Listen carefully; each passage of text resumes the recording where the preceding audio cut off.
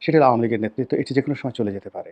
শেখ হাসিনা যদি নেতৃত্ব হারিয়ে ফেলেন, তাহলে তিনি সবকিছু হারাবেন। এটা তার ১ম ভয়। ২য় ভয় হলো ভারত যেকোনো সময় তাকে বের করে দিতে পারে।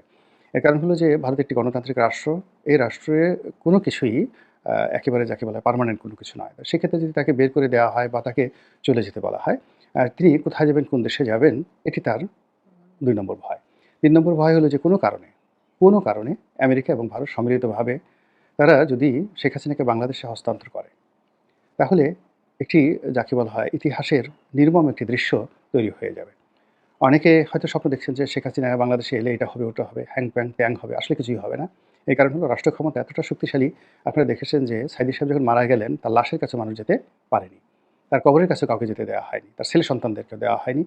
এমনকি গোলাম আজমকে যেদিন গ্রেপ্তার করা হয়, লক্ষ, লক্ষ মানুষ দাঁড়িয়ে কেঁদেছে। কিন্তু বিএনপি জামানাতে সেই গোলাম আজমকে যখন গ্রেপ্তার করা হলো, একটা লোক এসে আত্মাহুতি দেয়নি। বেগম খালেদা জিয়াকে যেদিন গ্রেপ্তার করা হলো, বালির ট্রাক যেদিন তার বাড়ির সামনে স্থাপন করা হলো, কিছুই হয়নি। কাজেই যদি শেখ হাসিনাকে ভারত পাঠিয়ে দেয় এবং বাংলাদেশে আনা হয়, নীরবে নিভৃতে তাকে কোর্ট কাছারিতে হেনস্থা হতে হবে, অপমানিত হতে হবে, লাঞ্ছিত হতে হবে।